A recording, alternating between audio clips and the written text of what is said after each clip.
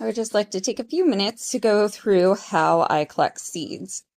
So in the fall, when things start going to seed, I allow them to. Usually during this season, I will cut back any dead flowers before they go to seed to encourage new growth. But if I want them to go to seed toward the end of the season so that I can collect them, I let them go past the deadheading stage. And once they are completely dry, I go around with just like a Walgreens bag works great, or, just any paper lunch bag will work as well. And I go around and I fill up the bag with as many seed heads as I can find. And then I bring them inside and I dump the bag into, this is just a Polar Seltzer box. You can use really any kind of box.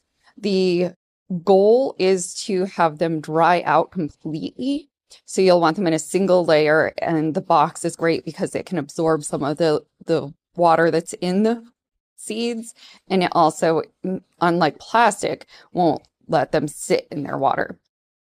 So once they are completely dried, there are a couple of options for what you can do.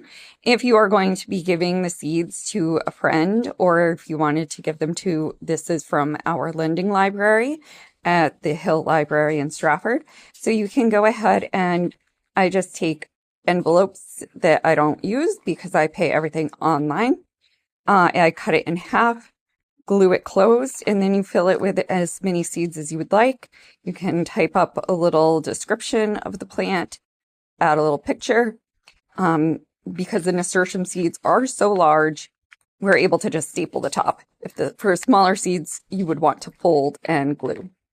I also like to store them in, this is just a pill bottle, shout out to Walgreens. I'm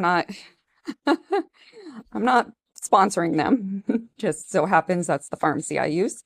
So you can take an old pill bottle, take your label, your prescription label off, and then you can fill it up.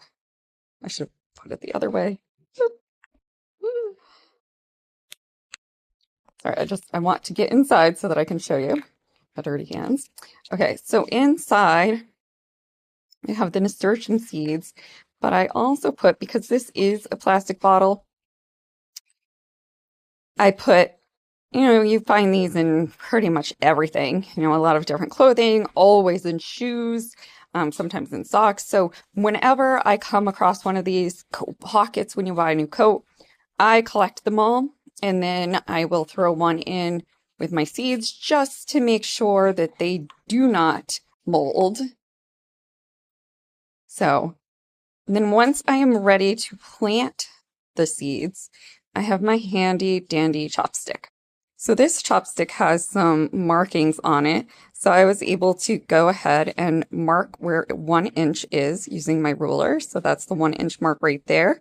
So then I will know to plant them at that depth.